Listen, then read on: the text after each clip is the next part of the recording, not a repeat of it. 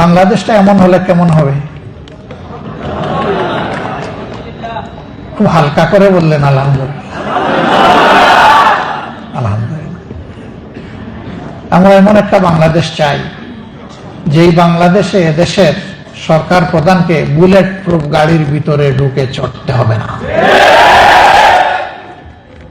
হাঁটবে, রিক্সায় চড়বে, পাবলিক ট্রান্সপোর্টে উঠবে, যখন যেখানে যেটা মানায় সেইভাবে চলাফেরা করবে। আর সেই চলাফেরা করার সাহস এবং পুঁজি এই শাসককে অবশ্যই সংগ্রহ করতে হবে।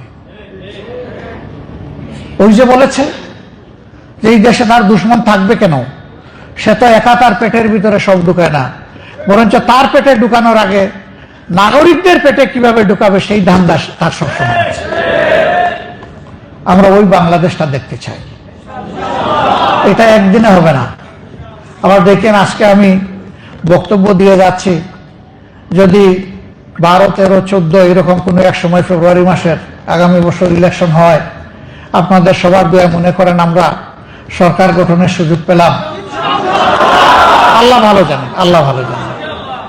তা আপনারা 1 মাস অপেক্ষা করে 2য় মাসের 1ম তারিখে আবার মিছিল নিয়ে বের হবেন না। যেগুলা বলেছিলেন কোথায়, এগুলা দেখি না কেন?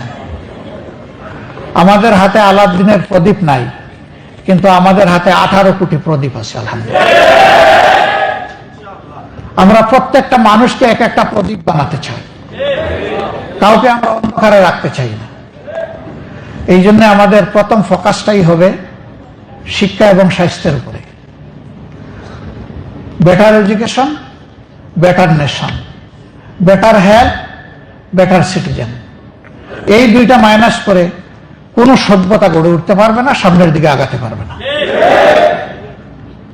এই ফাউন্ডেশনের উপরে ভর করে আমরা সামনে এগোতে চাই। এখন মনে করেন আল্লাহর ইচ্ছা হলো না, আমাদের হাতে এই দেশ পরিচালনার দায়িত্ব আসলো না, তাইলে কি গালে হাত দিয়ে আরো 5 বছরের জন্য অপেক্ষা করব? নো, আমাদের মিশন অব্যাহত থাকবে। আমরা যা নিজে পারবো করব, যেটা আমাদের আয়ত্তের বাইরে সরকারকে বলবো ইউ ডু দিস, তুমি ভালো কাজ করো, তোমার হাত আমরা শক্তিশালী করব, তোমাকে সাহায্য করব। সরকার কথা শুনে না, আওয়াজ দিতেই থাকবো।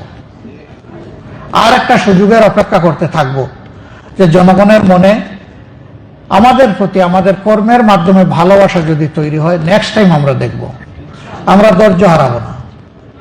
আমরা ট্রেজারি বেঞ্চে অর্থাৎ সরকারি দলে বসতে রাজি, আমরা বিরোধী দলেও বসতে রাজি।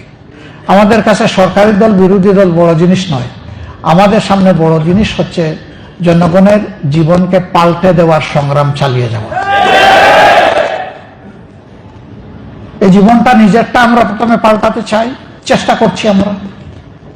সেদিন ধূমপান বিরোধী একটা সংস্থা আসলো, এই মাসের 20-21 তারিখের দিকে তারা একটা ন্যাশনাল কনভেনশন করবে, আমাকে সেখানে থাকার জন্য অনুরোধ করবে। তো তারা কিছু দাবিনামা 7-8 দফা নিয়ে এসেছে যে আমরা এগুলো ফোকাস করতে চাই। এর মাঝে এক জায়গায় লেখা আছে আইনকে আরো বেশি সুদৃঢ় করতে হবে, মানে এখন যা আছে আরো টাইট, এবং এটার আইনকে প্রয়োগ করে ধূমপান বন্ধ করার দিকে আগাতে হবে। আমি বললাম, সে আইন দিয়ে তো ধূমপান বন্ধ হবে না, আইন তো এখনো আছে। পাবলিক স্পেসে কোথাও স্মোকিং করা যাবে না, এটি হচ্ছে বাংলাদেশের বিদ্যমান আইন। কেউ যদি করে 200 টাকা জরিমানা। আপনাদের চোখে কোথাও জরিমানা করতে কাউকে দেখছেন? পাবলিক স্পেসে স্মোকিং করে না? করে। আইন আছে, প্রয়োগ নাই। আমি বললাম যে উদাহরণ আরেকটা আছে পাশাপাশি।